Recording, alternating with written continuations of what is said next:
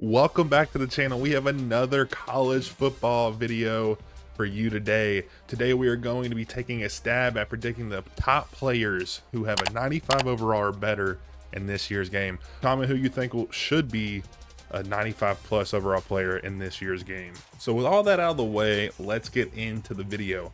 I really wanted to get a good grasp on who the top players will be in this year's game. It has been a while since they released the last version of college football, so I figured why not give it a shot and diving into the past and reviewing those players to see if we can predict the ratings on this year's game. To accomplish this, we took a look at the last 4 NCAA football games to get an idea of how highly they rank their best players and to get a grasp of who they rate at 95 overall or better. After reviewing the previous iterations of the game, we came to some general conclusions on how the top players have historically shaken out. On average, there are 0.17% of players in the game at or above 95 overall, which puts us around 19 players if you assume the same for this year's game. Of those players, it is typical to see this breakdown of players per position on the screen in front of you, which gives us a good starting point to go from. So with that in mind, I set out to find the top 5 players at each of those positions or position groups. To do this, we took a look at the always accurate player rankings of some of the college football's top media resources. From there, we compiled a list of the best per position and weighted them on how many times they popped up in those lists and the placing they were typically ranked at to complete our list of the 19 players. In this first section, we are going to give the players who probably will be ranked right outside that 95 overall threshold in our honorable mention group. These first 3 may surprise some of you as they are all 3 cover athletes for this year's game. I thought long and hard on this one, but after some careful consideration, the only one I could really make a case for was Travis Hunter to be 95 plus, but I felt as though they would not rate only one of the 3 players above the others in that group, so he fell out by that rationale. Also, not that Madden is the same game, but on the most recent installment, Josh Allen, who was a cover athlete for that year's game, did not break the 95 plus threshold. So that kind of really gives me a little bit more benefit of the doubt that they won't all 3 be in that group. The rest of the group contains Jackson Dart, Quinshon Judkins, Colston Loveland, Tate Ratledge, Wyatt Millum, Nick Scorton, Barrett Carter, Jay Higgins, Sebastian Castro, and Xavier Watts. All these guys came close to breaking into the top 19, but looking at the player rankings from the media and some of their stats, I just couldn't justify putting them over the other 19 guys. To start off our list, we're going to go from bottom to top. So coming in at 95 overall, we have Ashton Jeanty, Abdul Carter, Emeka Egbuka, Shadur Sanders, and Dylan Gabriel. All these guys made their way into the majority of the top player list that we could find, and all of them were very highly rated on most of those. The reason they do not fall higher than a 95 overall is due to the fact that they were just not a consensus number 1 at the position, or they were ranked lower on some of the top 5s that I could find in that position on some of those rankings.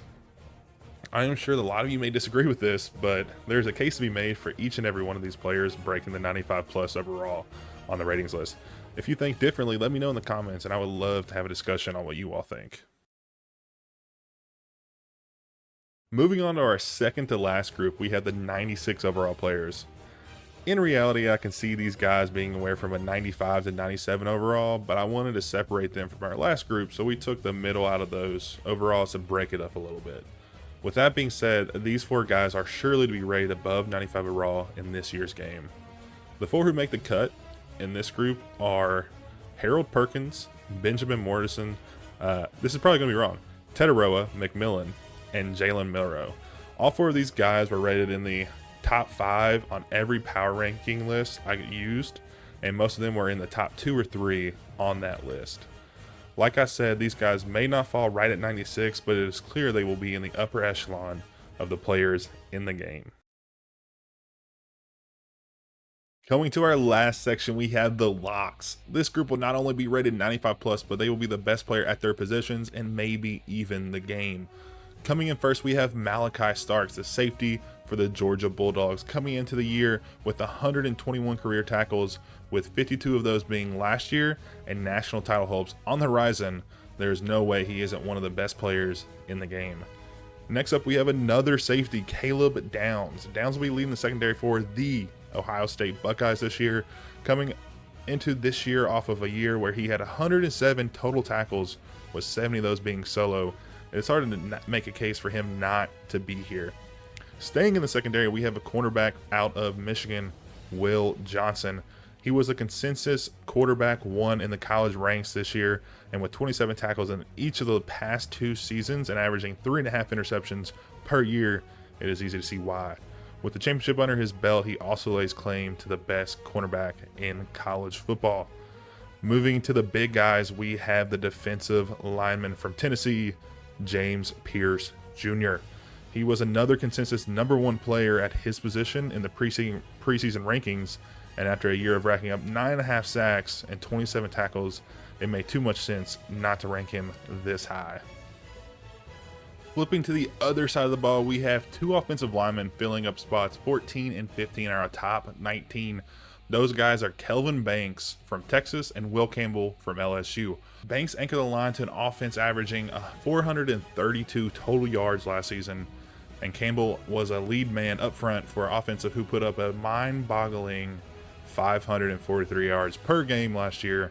So both of them either topped the list or were #2 on it, on all the top 5 lists we could find. So it was hard to separate either one as the best. So we placed them both in this group together.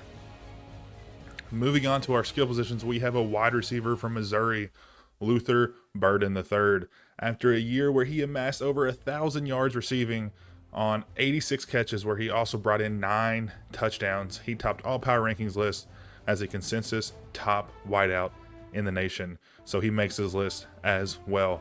Coming to what I think is the most obvious player on this list, and it is no other than Ollie Gordon II from Oklahoma State. After a year where he put up 1,732 yards rushing on 285 carries for 21 touchdowns and was in the running for a Heisman, the Walker Award winner takes his spot amongst the best of the best the college scene has to offer. Completing our list will be the quarterback out of Georgia, Carson Beck. Every title has their lead quarterback. In 2011, it was Case Keenum. In 2012, it was Andrew Luck. In 2013, it was Matt Barkley. And of course, in 2014, it was no other than Johnny Money Manziel. This year's top quarterback will be Carson Beck. After leading a Georgia team to the 13-1 record and having near 4,000 passing yards for 24 touchdowns, while also topping every player ranking as a consensus QB1, it was clear as day for him to make this list. And with that, we have predicted our top players in this year's game. If you disagree, give me your comments below on who you would replace, or if you're feeling up to it, recreate my list from scratch. If you enjoyed the video, be sure to hit that thumbs up button and subscribe if you want to follow along for more college football content leading up to and after the release date. I really appreciate you all tuning in today, and I will see you all in the next one.